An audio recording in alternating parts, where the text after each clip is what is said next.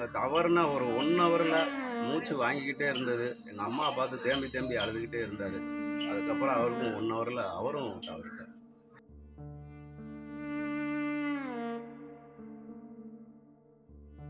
கடைசி வரைய பிரியவே கூடாது அப்படிங்கிறது எங்க அம்மா அப்பா எடுத்துக்க.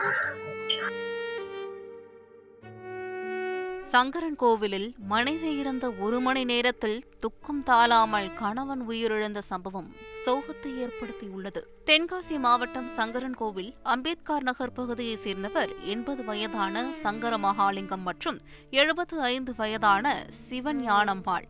இவர்கள் இருவரும் கணவன் மனைவி. இந்த தம்பதிக்கு 7 ஆண் பிள்ளைகளும் 3 பெண் பிள்ளைகள் உட்பட 10 பிள்ளைகள் உள்ளனர். சங்கர மகாலிங்கம் சிவன் ஞானம்மாள் தம்பதியின் 10 பிள்ளைகளுக்கும் திருமணம் செய்து வைத்து அனைவரையும் ஒரு நல்ல நிலைக்கு கொண்டு வந்துள்ளனர். இந்த வயதான தம்பதி பேரன் பேத்திகளுடன் யாரையும் நம்பியில்லாமல் தானாக உழைத்து சாப்பிட்டு வந்துள்ளனர். இந்நிலையில் சிவன் ஞானம்மாளுக்கு சில நாட்களுக்கு முன்பாக உடல்நிலை சரியில்லாமல் அரசு மருத்துவமனையில் சிகிச்சை பெற்று வந்துள்ளார்.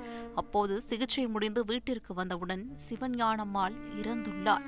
மனைவி சிவஞானம்மாளின் உடலை பார்த்து கொண்டு அழுது கொண்டே இருந்த கணவன் சங்கர மகாலிங்கம் துக்கம் தாழாமல் இருந்த சம்பவம் அப்பகுதி மக்களிடையேயும் குடும்பத்தினர் மத்தியிலும் மிகுந்த சோகத்தை ஏற்படுத்தியுள்ளது.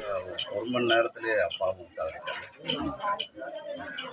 மொத்தம் எத்தனை குழந்தைங்க இருக்காங்க உங்களுக்கு? நாங்கள் 7 பசங்க 3 பொண்ணுங்க. எல்லாருக்குமே மேரேஜ் ஆயிடுச்சு.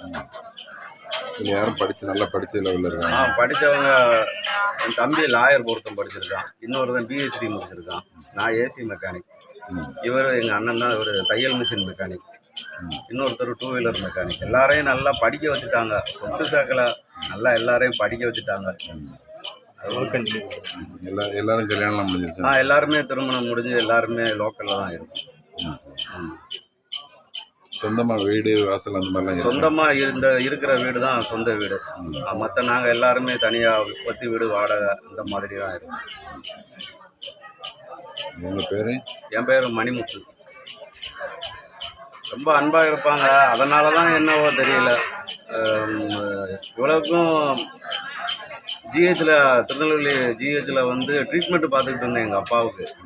எங்கள் அம்மா இறக்குறதுக்கு 1 ஹவருக்கு முன்னாடி திருநெல்வேலி தான் நாங்கள் இருந்தோம். அதுக்கு முந்தின நாளே போயிட்டோம். ஆனால் திடீர்னு நான் ஊருக்கு போயே ஆகணும், டிஸ்சார்ஜ் பண்ணு அப்படின்னு சொல்லி கட்டாயப்படுத்தி டிஸ்சார்ஜ் ஆகி வந்தார். அப்பா வந்த கொஞ்ச நேரத்திலேயே கரெக்டாக மதியம் ஒரு 12 மணிக்கு மேலே அம்மா தவறிட்டாங்க. அவங்க தவறுனா ஒரு 1 ஹவரில் மூச்சு வாங்கிக்கிட்டே இருந்தது. எங்கள் அம்மா பார்த்து தேம்பி தேம்பி அழுதுகிட்டே இருந்தார். அதுக்கப்புறம் அவருக்கும் 1 ஹவரில் அவரும் தவறிட்டார். உங்களுடைய மன வாழ்க்கை வந்து திருப்திகரமான மன வாழ்க்கை? ஆமாம் ஆமாம், நல்லா இருந்தாங்க. ரொம்ப அன்பாக இருப்பாங்க. ஒருத்தரை விட்டு ஒருத்தர் பிரியவே மாட்டாங்க. அதனால தான் என்னவோ மரணத்தை அவங்களால பிரிய முடியலை போல. திருநெல்வேலியில் இருந்தவர் வலுக்கட்டாயமாக டிஸ்சார்ஜ் பண்ணி சங்கரன்கோயிலுக்கு வரணும் அப்படின்னு அவர் கட்டாயப்படுத்தினதோட அர்த்தம் வந்து 2 பேரும் ஒன்றா இறந்ததுக்கு அப்புறம் தான் எனக்கே புரிஞ்சது.